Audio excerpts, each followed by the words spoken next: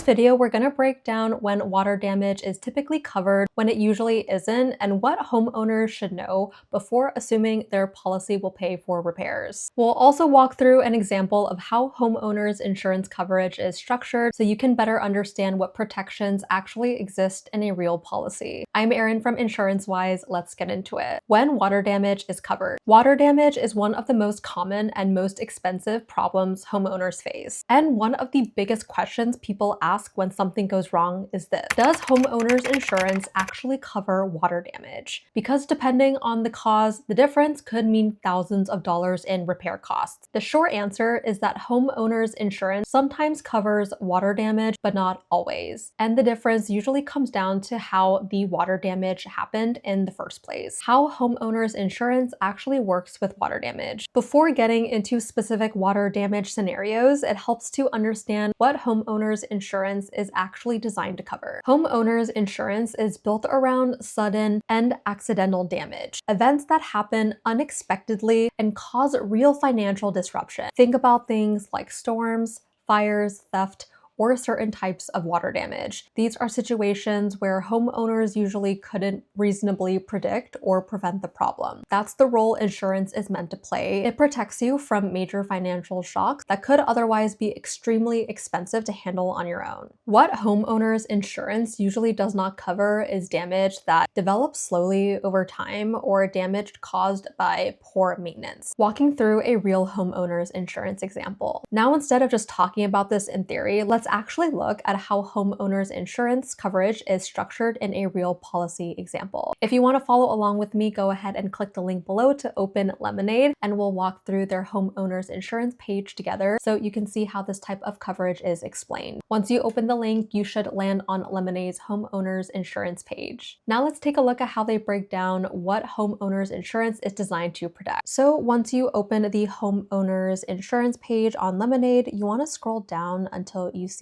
one less headache when closing on a new home. So what they're describing here is the idea behind homeowners insurance, helping protect homeowners from major financial problems involving their home. So as we scroll down the page, we are going to see examples and situations homeowners insurance is designed to help cover. For example, they show coverage if your home is damaged. That includes structural damage to the house itself, which could include damage caused by certain water-related events. Another example shown here is when a tree falls on your shed. Situations like storms or falling trees can sometimes lead to water damage if the roof or structure becomes exposed to the elements. If something like that happens suddenly and allows rainwater to enter the home, many homeowners policies treat that as a covered loss. You will also see an example where your home becomes unlivable. If damage to the home is severe enough that you can't stay there while repairs are happening, many policies include something called loss of use coverage. Loss of use coverage helps pay for temporary housing or additional living expenses while your home is being repaired. This can include things like hotel stays, rental housing, or additional costs associated with living somewhere else temporarily. This is one of the most overlooked parts of homeowners insurance, but it can be extremely helpful during major damage situations. Personal property and water damage. You can see examples here where coverage applies if your belongings are damaged or stolen. Personal property coverage